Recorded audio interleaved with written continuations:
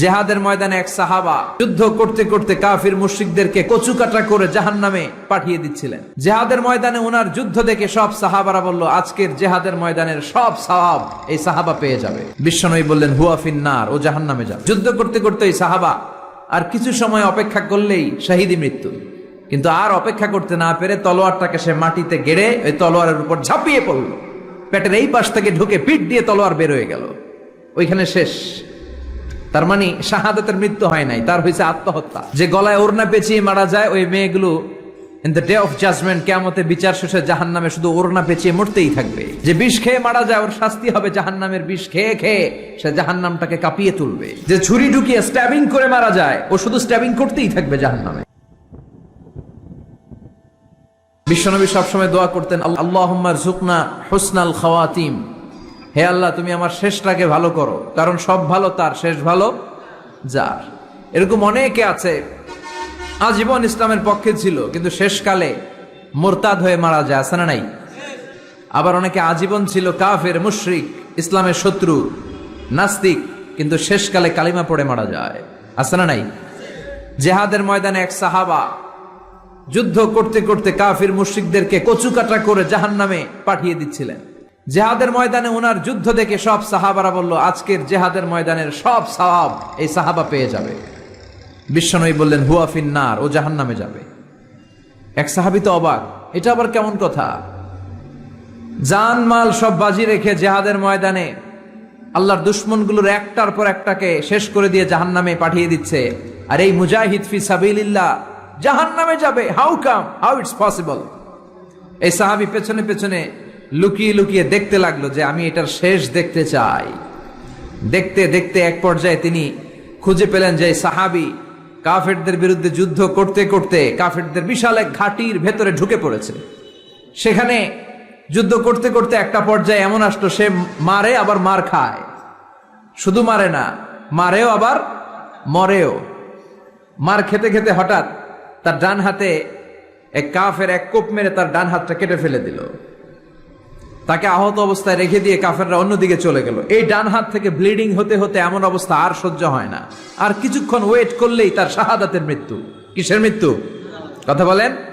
আমাকে শহীদ করে সেই মিছিলে শামিল করে নিও, যে মিছিলের নেতা মীর হামজা খোবায়েবে খাব্বাব, আল্লাহর কাছে ছিল অতি প্রিয়, শামিল করে নিও, আমাকে শহীদ করে সেই মিছিলে শামিল করে নিও। পড়েন আমিন।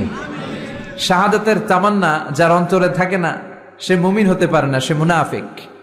মরতে তো হবেই, এজন্য আল্লাহর কাছে আমরা শাহাদাতের মৃত্যু চাই, ঠিক কিনা? বিশ্বনবী বলেন, শাহাদাতের মৃত্যু নিয়ে কেউ যদি বিছানায় পড়েও মারা যায়, কিয়ামতের দিন শহীদদের কাতারে আল্লাহ তাকে দাঁড় করিয়ে দিবে। তো যুদ্ধ করতে করতে এই সাহাবা আর কিছু সময় অপেক্ষা করলেই শাহীদি মৃত্যু। কিন্তু আর অপেক্ষা করতে না পেরে তলোয়ারটাকে সে মাটিতে গেড়ে ওই তলোয়ারের উপর ঝাঁপিয়ে পড়ল। পেটের এই পাশ থেকে ঢুকে পিঠ দিয়ে তলোয়ার বের হয়ে গেল, ওইখানে শেষ। তার মানে শাহাদাতের মৃত্যু হয় নাই, তার হয়েছে আত্মহত্যা। তার কি হয়েছে? সুইসাইড।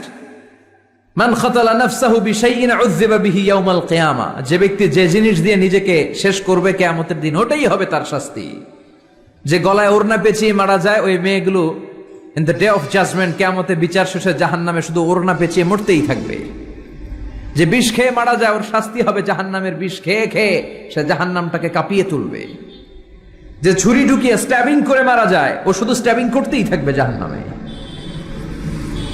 এই সাহাবা আত্মহত্যা করলেন। পেছন থেকে লুকিয়ে লুকিয়ে যে সাহাবা এই দৃশ্য দেখলো, সে দৌড়ে বিশ্বনবীর কাছে যেয়ে বলল, আশহাদু আন্নাকা মুহাম্মদ রাসূলুল্লাহ, আমি সাক্ষ্য দিচ্ছি নিশ্চয়ই আপনি আল্লাহর রাসূল।